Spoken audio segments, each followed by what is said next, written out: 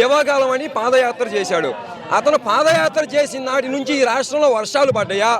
గత 4 సంవత్సరాల పరిపాలనలో తండ్రి ముఖ్యమంత్రి అయితే వర్షాలు పడవు చంద్రబాబు నాయుడు గారు, కొడుకు పాదయాత్ర చేస్తేనే వర్షాలు పడలా.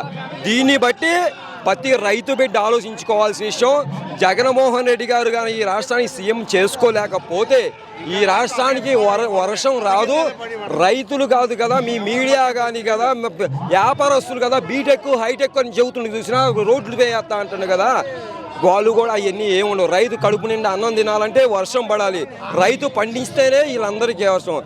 ముఖ్యంగా ఒక్కడే చెబుతున్నాం ఈ రాష్ట్ర ప్రజానీకానికి, రైతులారా మీరు గమనించండి, చదివిస్తున్నారు మీ పిల్లల్ని, మీరు ఎట్లా చదివిస్తున్నారు? మీరు పండించి రైతులను చదివిస్తే ఆయన జాబ్ ఇస్తా అంటండి. జగన్మోహన్ రెడ్డి గారు 5 సంవత్సరాలు జాబులు లేదా? నువ్వు 14 సంవత్సరాలు ఏం చేసినావు? గత ఈ రాష్ట్రం విడిపోయిన తర్వాత ఏం చేసినావు? జాబు ఇవ్వకుండా ఏం చేశారని మీరు జాబులు ఇక్కడ ఎన్ని జాబులు ఇస్తానో? ఇంటికి నిరుద్యోగిస్తావు, ఎవరికి ఇచ్చావు నువ్వు? నీ టీడీపీ జనభూమి కమిటీలను పెట్టి నీ టీడీపీ కార్యకర్తలకు ఇచ్చావు. దేనికి ఇస్తా అంటున్నాడు? పొరపాటుకు కూడా మళ్ళీ మీకు చెబుతున్నా, చంద్రబాబు నాయుడు మాటలు ఎవరూ నమ్మరు, పవన్ కళ్యాణ్ మాటలు అస్సలు కంటే నమ్మరు, మోడీ గారి మాటలు అస్సలు కంటే నమ్మరు. పాచి లడ్డు తీసుకున్న మోడీ అని చెప్పేసి మోడీ గారిని ఒక ప్రధానమంత్రి కానీ పవన్ కళ్యాణ్ గారు తిట్టారు. మరి చంద్రబాబు నాయుడు ఊసలు ఎవడు కొడతా, సైకిల్ కుంభస్థానాన్ని పగలు కొడతానని గత ఎన్నికల్లో ప్రచారం చేశాడు. మరి 2014 ఎన్నికలు ఇద్దరూ పోటీ చేశారు. 2019 ఇడిపోయినట్టు నాటకం ఆడారు. మరి 2024 వచ్చి మేము ముగ్గురు మళ్ళీ ఒకటే అన్నారు. దేనికి? ఇటు సిద్ధమని జగన్ చెబుతుండు, దేనికి చెబుతుండు? నన్ను నమ్మండి, నేను రేపు త్వరలో మేనిఫెస్టో రిలీజ్ చేస్తా, నేను చేతనైతేనే తగ్గేదే లేదు నా మేనిఫెస్టో అంటున్నాడు.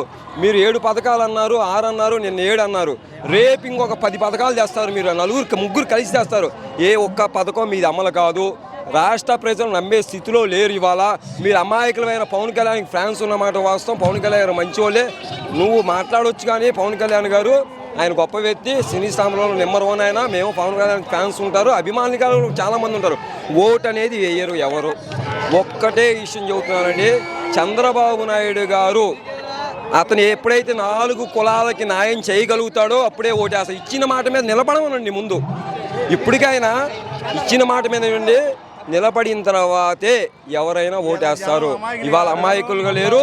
ఇంకొక విషయం ఏంటంటే, త్వరలో మీరు ఏదన్నా చూడాలన్నా, ఏదన్నా మాట్లాడాలన్నా, ఏదన్నా చూడాలి, ప్రతి మనిషి ఇవాళ ఒక్కడే చెబుతుండు, జగన్ రావాలి, అభివృద్ధి జరగాలి, జగన్ రావాలి, సంక్షేమ పథకం అందాలి, జగన్ రావాలి, ఈ రాష్ట్రం అభివృద్ధిలో నడవాలి, జగన్ రాస్తేనే వర్షం పడుతుంది అంటుండు.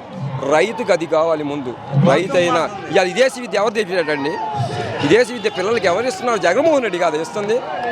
ఎవరిస్తున్నారు? వాలంటీర్ వ్యవస్థ ఎవరు తెచ్చారు? ఈ రాష్ట్రంలో ఎన్ని ఉద్యోగాలు ఇచ్చాడండి? మీరు 55,000 కోట్లు 55,000 కోట్లు ఇస్తే రాష్ట్రం శ్రీలంక, కర్ణాటక, ఇంకొకటి పాకిస్తాన్ అయితే అన్నారే. మరి ఇవాళ మీరు 1,45,000 కోట్లు ఇస్తే రేపు మీ మేనిఫెస్టోలో చెప్పి ఇంకా కల్పిస్తా అంటున్నారే. మరి ఆ రోజు ఏమైంది ఈ రాష్ట్రం? మీకు తెలిసి జనాలు పిచ్చోళ్ళ ఏందండి? ఖచ్చితంగా ఈ రాష్ట్ర ప్రజలు తెక్కలోళ్ళు కాదు. ఇదివరకే రాష్ట్ర ప్రజలకు తెలియక మోసపోయి ఓట్లేశారు. ఇక చంద్రబాబు నాయుడు గారి మాటలో నమ్మే స్థితిలో జనం లేరు.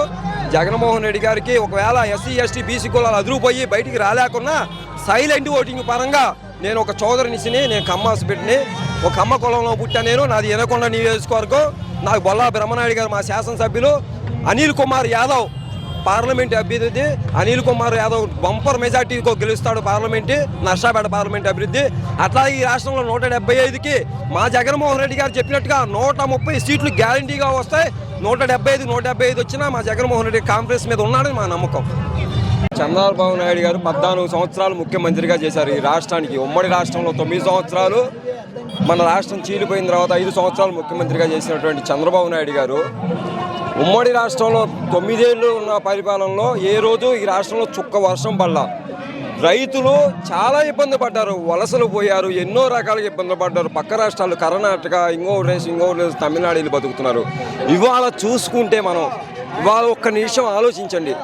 నేను కాంగ్రెస్ పార్టీ, నాకు అవసరం లేదు, పర్వాలేదు, మన జెండా గుర్తు. ఇవాళ మనం చూసుకుంటే గత 5 సంవత్సరాలు మీరు పరిపాలన చూడండి మన చంద్రబాబు నాయుడు గారిది.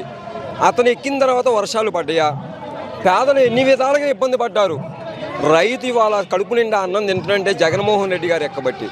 ఆ రోజు రైతు కడుపు నిండా అన్నం తినడంటే రాజశేఖర రెడ్డి గారు 2004 నుంచి 2009 చనిపోయేదాకా కూడా పెద్దాక కూడా ఉన్నాడంటే అది రాజశేఖర రెడ్డి గారి పుణ్యం. రైతు అన్నం తినడంటే వాళ్ళు హైటెక్ చేస్తా, బీటెక్ చేస్తా, నేనేదో చేస్తా, నేను ఇంకేదో చేస్తానని పొందలు పడుతున్నావే.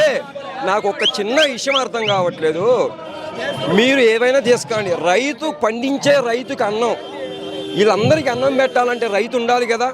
ఆ రైతు లేని పక్షంలో వీళ్ళు ఏం చేస్తారు? రేపు చంద్రబాబు నాయుడు వస్తున్నాడంటే కొడుకు నేను అదేది మన సిద్ధం సభలాగా అతను లోకేష్ గారు పాదయాత్ర చేశాడు.